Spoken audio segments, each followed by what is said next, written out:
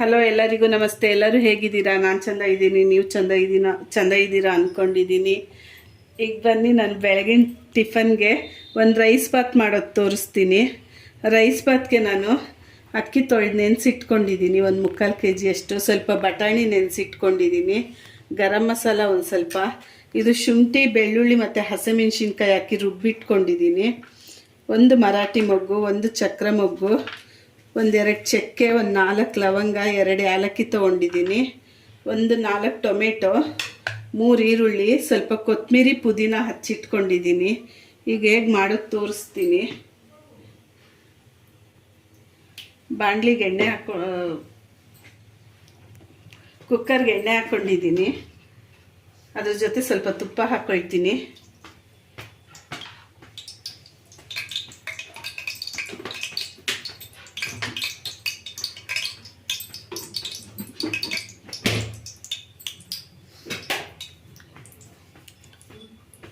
ಈಗ ಇದಕ್ಕೆ ನಾನು ತೆಗೆದಿಟ್ಕೊಂಡಿರೋ ಚಕ್ಕೆ ಲವಂಗ ಎಲ್ಲ ಹಾಕ್ತಾಯಿದ್ದೀನಿ.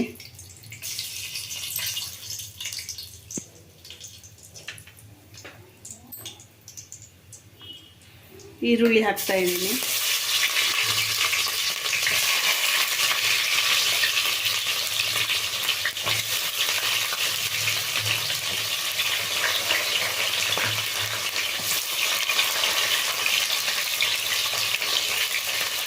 ಈರುಳ್ಳಿ ಚೆಂದ ಫ್ರೈ ಆಗಲಿ.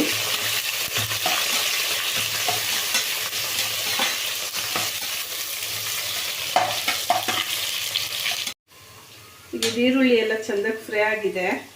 ನಾನು ಶುಂಠಿ ಬೆಳ್ಳುಳ್ಳಿ ಮತ್ತು ಹಸಿಮೆಣಸಿನ್ಕಾಯಿ ಪೇಸ್ಟ್ ಹಾಕ್ಕೊಳ್ತಾ ಇದ್ದೀನಿ.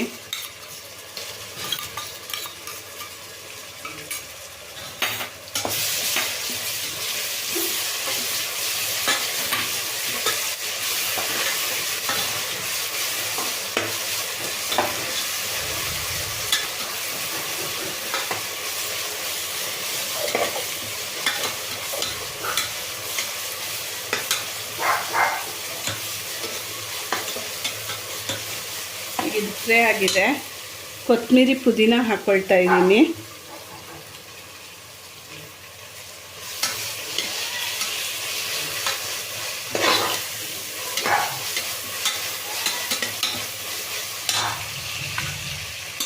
ಈಗ ಟೊಮೆಟೊ ಹಾಕ್ಕೊಳ್ತಾ ಇದ್ದೀನಿ.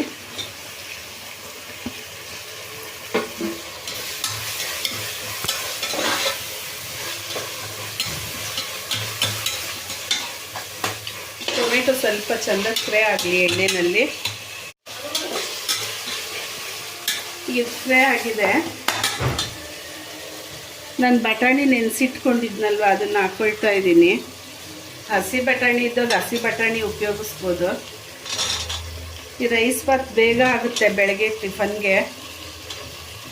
ನೀವು ಒಂದು ಸಲ ಮಾಡಿ ನೋಡಿ.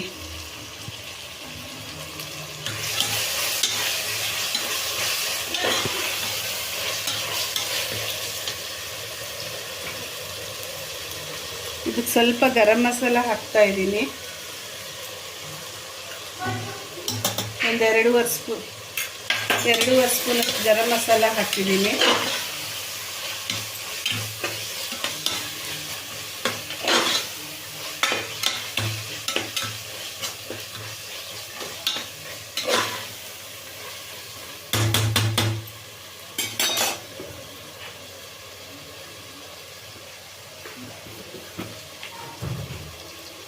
ಒಂದು ಸ್ವಲ್ಪ ಅರಿಶಿನ ಪೌಡ್ರು,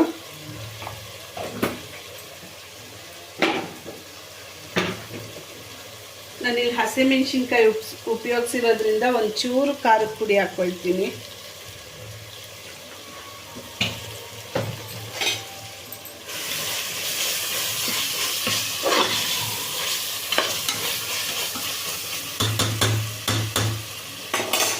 ನಾನೇನು ಅಕ್ಕಿ ತೊಳೆದಿಟ್ಕೊಂಡಿದ್ದೀನಿ. 1 ಬೌಲ್ ಅಕ್ಕಿಗೆ 2 ಬೌಲ್ ನೀರು ಹಾಕಿದ್ದೀನಿ. ಇದನ್ನು ಹಾಕ್ತಾ ಇದ್ದೀನಿ.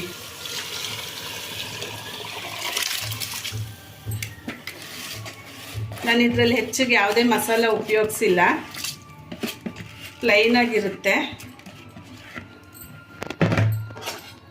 ತಿಂದರೆ ಬೇಗನೂ ಜೀರ್ಣ ಆಗುತ್ತೆ.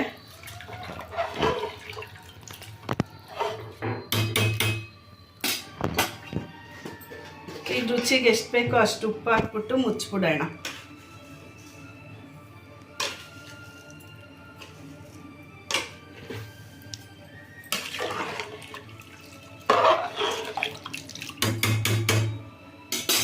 ನಾನು ಕುಕ್ಕರ್ ಮುಚ್ಚಳ ಮುಚ್ತಾ ಇದ್ದೀನಿ. ಒಂದು ವಿಷಲ್ ಕೂಗಿಸ್ಕೊಳ್ಳೋಣ. ನೋಡಿ ಈಗ ವಿಷಿಲ್ ಒಂದು ಕೂಗಿ ಏರೆಲ್ಲ ಹೋಗಿದೆ, ತೆಗೆದಿದ್ದೀನಿ. ಘಮ ಘಮ ಘಮ ಅಂತ ಇದೆ ರೈಸ್ ಬಾತು.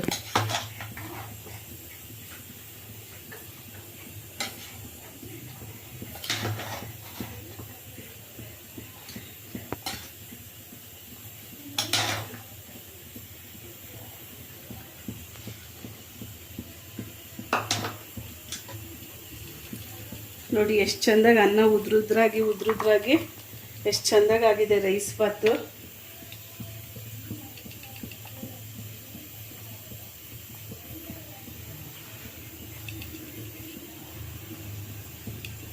ಬೆಳಗಿನ ತಿಂಡಿಗೆ ತುಂಬ ಚೆಂದ ಇರುತ್ತೆ. ನೀವು ಮಾಡಿ ನೋಡಿ. ಇದನ್ನು ರಾಯ್ತದ ಜೊತೆನೋ ಚಟ್ನಿ ಜೊತೆನೋ ಊಟ ಮಾಡಿ.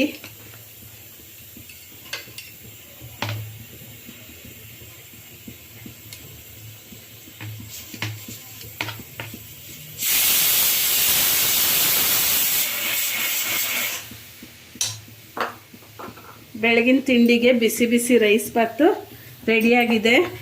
ನನ್ನ ವಿಡಿಯೋ ನೋಡಿದವರೆಲ್ಲ ದಯವಿಟ್ಟು ಸಪೋರ್ಟ್ ಮಾಡಿ, ಲೈಕ್ ಮಾಡಿ, ಶೇರ್ ಮಾಡಿ, ಸಬ್ಸ್ಕ್ರೈಬ್ ಮಾಡ್ಕೊಳ್ಳಿ, ಬೆಲ್ ಐಕನ್ನ ಒತ್ತಿ.